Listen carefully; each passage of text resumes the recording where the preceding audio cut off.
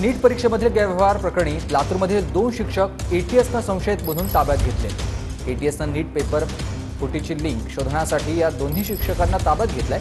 ताब्यात घेण्यात आलेले दोन्ही शिक्षक हे जिल्हा परिषद शाळेचे शिक्षक आहेत। एटीएसनं 2 ठिकाणी छापे टाकत ही कारवाई केलेली आहे।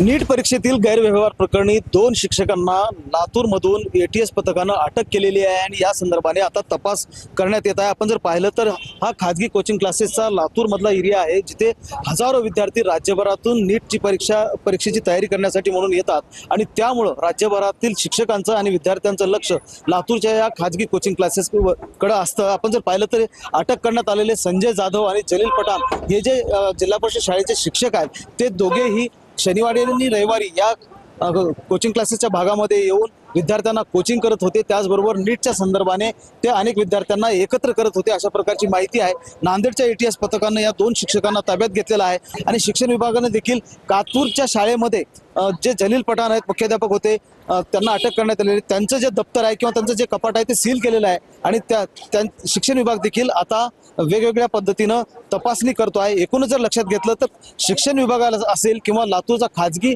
शिकवणीचा भाग असेल, या भागातून आणखी काही नावं पुढे येण्याची शक्यता नाकारता येत नाही। महेंद्र जोंधळे, TV9 मराठी, लातूर।